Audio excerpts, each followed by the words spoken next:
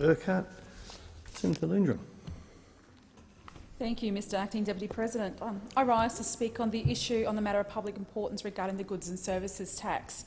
We need a taxation system that allows the government to build a strong economic plan that is to support a national platform for economic growth and jobs that back Australians who are out there every day and making their way in the world, working hard, saving for a future and investing in their capabilities and opportunities, backing Australia and Australians to earn more.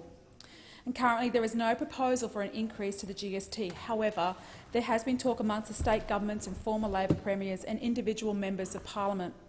The government has no proposal or policy to change the goods and services tax. Talks of increasing the GST needs to be part of an open and honest wider discussion between the states and the federal government on taxation, as quoted by South Australian Premier Jay Weatherill. Mr Weatherill then went on to say the prospect of GST changes presented a chance of sensible discussion of how future costs of health care could be met.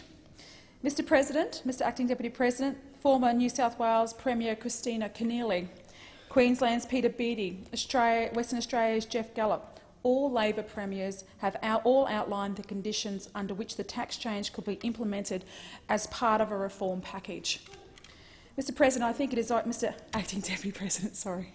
It is ideal that we can actually have a discussion about not only the GST but about tax reform in general, and that is what this government is prepared to do.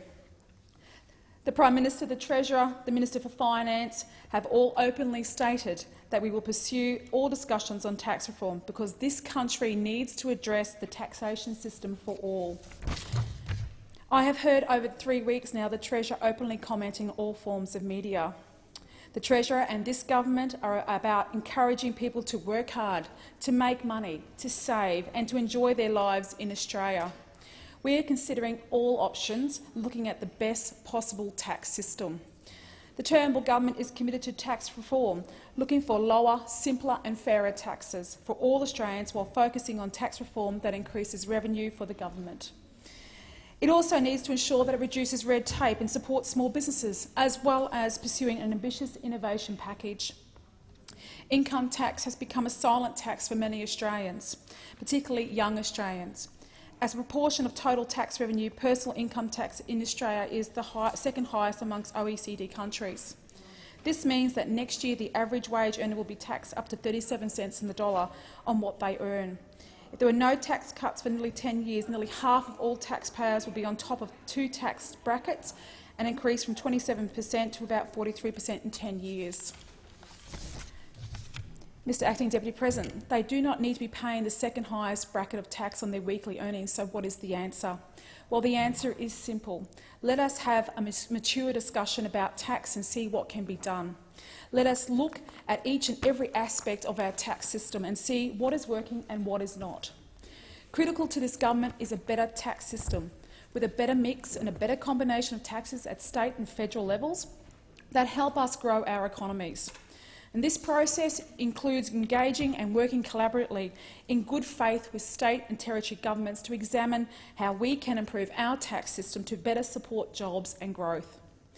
Economic leadership is what this government is about, and it is economic leadership that is needed to grow jobs and the economy.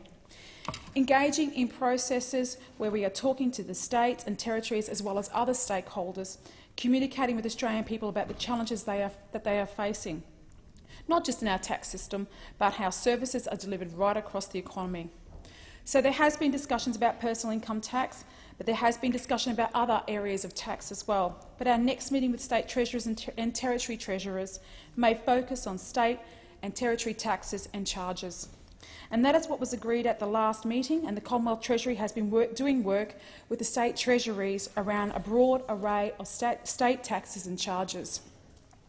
There is almost $85 billion a year that are collecting in annual taxes and charges, and how better a mix of taxes freeing people to work, save and invest could be created.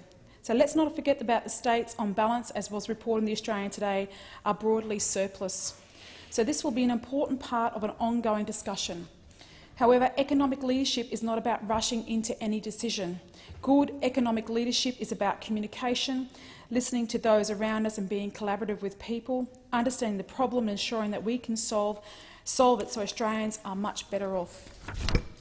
These discussions also include competition policy reform because the Australian people will expect that any changes in the tax system should result in better services, more choices and better spending. We are having a conversation about how we grow the economy and how we grow jobs. There are many elements to this. The tax system is one of the things that we can hold Australians back. Prime Minister Turnbull is right. We need a tax system that is the minimum handbrake on the economic activity.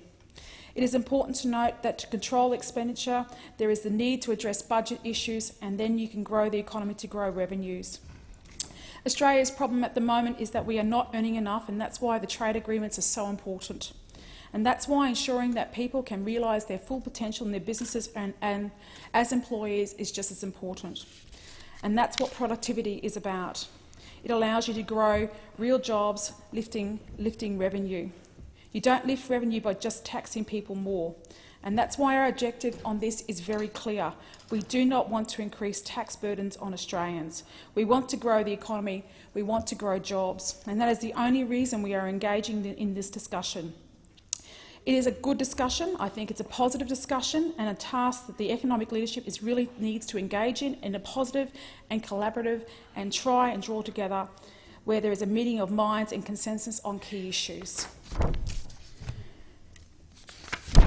Let me summarise why it's important to have a discussion on GST. We need the right tax system to generate growth, and people want a tax system that will bring them together rather than hold them back. The purpose of any taxation system is to improve jobs, hospitals, education, and this is what this package does.